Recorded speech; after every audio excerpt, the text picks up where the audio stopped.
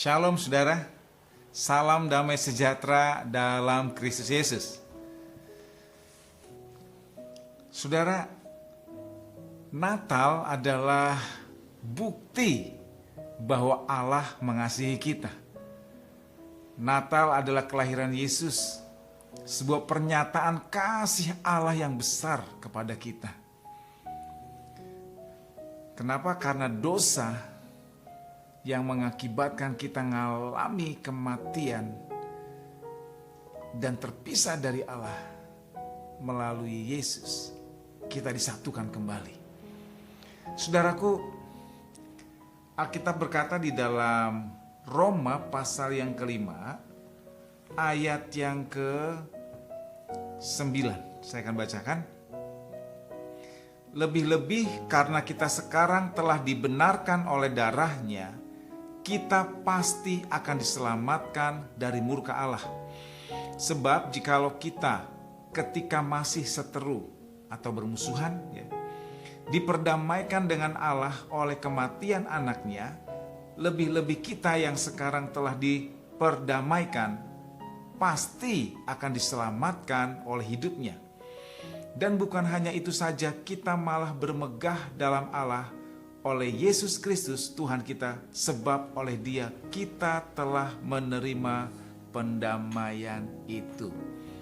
Tadinya kita bermusuhan dengan Allah, terpisah dari Allah, terputus dari Allah. Tetapi melalui Yesus kita didamaikan. Saudaraku, Adam dan Hawa melakukan satu kesalahan. Tuhan berkata jangan makan buah yang ada di tengah-tengah taman itu, buah pengetahuan yang baik dan jahat. Tapi Adam dan Hawa melanggar, memakannya. Satu kesalahan membuat Adam dan Hawa harus diusir dari Taman Eden, mengalami berbagai macam kutuk dan penderitaan, dan dia akhirnya mengalami yang disebut dengan kematian. Hanya satu kesalahan. Berapa banyak kesalahan saudara dan kesalahan saya? Kalau satu saja, Tuhan harus mengusir Adam dan Hawa dari Taman Eden, dan mereka mengalami banyak kesulitan dan sampai kepada kematian. Bagaimana dengan kita yang banyak sekali kesalahan, dosa, dan pelanggaran yang kita kerjakan? Ingat ini, Allah itu Maha Kudus, Maha Adil. Alkitab berkata di dalam Yesaya pasal 59 ayat yang kedua, tetapi yang merupakan pemisah antara kamu dan Allahmu ialah segala kejahatanmu, dan yang membuat dia menyembunyikan diri terhadap kamu sehingga ia tidak mendengar ialah segala dosamu. Dosa kejahatan kita itu memisahkan kita dari Allah. Nah, ini dia. Natal itu adalah kelahiran Yesus, yang di dalamnya Tuhan punya rencana untuk mengadakan pendamaian kita dengan Dia. Dan harga yang dikerjakan oleh Tuhan adalah nyawanya. Allah harus menjadi manusia yang tidak berdosa. Dia mati menggantikan kita yang berdosa. Dan kematian yang dialami oleh Yesus itu bukan kematian biasa. Kalau kita nonton film Passion of the Christ, itu mencoba untuk menggambarkan bagaimana penderitaan yang dialami oleh Yesus sebelum dia disalibkan. Kita baca Yesaya 52 dulu ayat yang ke-14. Seperti banyak orang akan tertegun melihat dia, begitu buruk rupanya, bukan seperti manusia lagi, dan tampaknya bukan seperti anak manusia lagi. Nah, Yesaya menulis ini sebelum Yesus lahir. 700 tahun sebelum Yesus lahir, Yesaya mendapat penglihatan tentang Yesus. Dan dia menuliskannya. Dia katakan rupanya tidak berbentuk manusia lagi. Kalau nanti saudara baca Yesaya 53 ayat yang kedua, dikatakan bagian B, dan sebagai tunas dari tanah kering. Jadi tunas kecambah yang tumbuh di tanah kering yang pecah-pecah. Bayangkan sawah pecah-pecah, tunas muncul. Itu adalah hal yang sangat menderita. Dia mengatakan ayat yang kedua, ia tidak tampan dan semaraknya pun tidak ada sehingga kita memandang dia, dan rupa pun tidak sehingga kita menginginkannya. Ketampanannya hilang, rupanya udah gak berbentuk lagi. Ayat 3, ia dihina, dihindari orang, seorang yang penuh kesengsaraan dan yang biasa menderita kesakitan. Ia sangat dihina sehingga orang menutup mukanya terhadap dia, dan bagi kita pun dia tidak masuk hitungan. Tetapi sesungguhnya penyakit kita lah yang ditanggungnya dan kesengsaraan kita yang dipikulnya. Padahal kita mengira dia kena tulah, dipukul dan ditindas Allah, dan seterusnya. Nah, ayat ini ingin mengatakan bahwa kematian Yesus itu mengerikan. Nah, Romawi dulu tentara punya hukuman yang mengerikan. Film yang saya sebutkan tadi ingin menggambarkan bagaimana penyiksaan yang sesungguhnya. Dengan cambuk, dengan 3 tali dalam satu cambuk yang ujungnya ada duren dari besi itu, ya. Dan kait-kaitan yang ada di cambuk itu, ketika itu dicobakan ke meja kayu, nancep. Ketika ditarik sempal kayunya. Saudara tahu, sebelum Yesus disalibkan, Yesus mengumpulkan murid-muridnya, melakukan perjamuan kudus. Dan dia berkata, ketika dia mengambil roti, dia berkata, inilah tubuhku yang kupecah-pecahkan bagimu. Ketika minum anggur, inilah darahku yang kucurahkan bagimu. Dan besoknya, tubuh Yesus terpecah.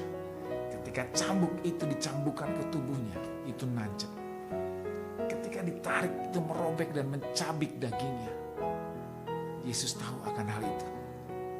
Tapi dia mau memberikan dirinya. Harusnya kita yang disiksa. Harusnya kita yang dihukum karena dosa-dosa dan pelanggaran kita. Tapi Yesus menjadi korban pendamaian. Agar kita dengan Allah damai kembali. Agar kita dengan Allah tidak lagi terpisah, tetapi terhubung. Agar kita dengan Allah memiliki sebuah hubungan yang dekat kembali, sama seperti sebelum Adam dan Hawa jatuh ke dalam dosa. Saya ingin beritahukan berita Natal yang penting hari ini. Kedatangan Yesus untuk satu hal, menyelamatkan kita. Tapi ingat, untuk satu hal ini, agar hubungan kita kembali dengan Dia. Bagi Yesus, hubungan itu hal yang paling penting. Di hati Yesus, hubungan adalah hal yang utama. Bahkan Dia relakan dirinya mati dengan cara yang mengerikan untuk supaya kembalinya hubungan antara kita dengan Allah. Saudaraku, pesan ini penting. Kalau hubungan itu hal yang utama dan penting di hati Yesus, seharusnya kita sebagai pengikut Yesus, hubungan juga menjadi hal yang penting dan utama dalam hati kita, dalam hidup dan pikiran kita. Saudaraku, pesan ini penting. Coba lihat ke belakang. Ada orang yang menyakiti hati saudara, melukai saudara. Ada orang yang merugikan saudara. Bahkan ada orang yang membuat saudara mengalami kesusahan hidup. Tapi pesan Tuhan hari ini, kalau Yesus merelakan dirinya buat kita yang berdosa dan jahat, bukan karena kita baik, supaya kita bisa kembali berhubungan dengan Dia. Tuhan mau itu juga ada di dalam hati saudara dan saya. Dia ingin kita mengampuni. Dia ingin kita menyelesaikan itu. Bukan melupakan, tapi menyelesaikan. Saudaraku, pesan Natal adalah pendamaian. Yang Tuhan inginkan itu, dan hasilnya adalah saudara dan saya akan dipulihkan. Saudara dan saya akan mengalami sebuah pembaharuan. Rumah tangga saudara, suami istri dipulihkan. Orang tua anak dipulihkan oleh Tuhan. Bahkan ekonomi saudara dipulihkan. Sakit penyakit saudara ngalami pemulihan. Karena Tuhan menginginkan pendamaian. Jadikan pendamaian hal yang utama. Karena itu ada di hati Yesus. Karena itu kenapa Yesus harus mati dan bangkit. Amin saudara. Sepanjang hari ini firman Tuhan akan terus mengejar saudara untuk saudara menyelesaikan apa yang harus diselesaikan. Pendamaian, hubungan yang utama di hati Allah dan saudara dan saya. Haleluya. Amin. Sebab Natal tak akan berarti tanpa kasih-Mu lahir di hati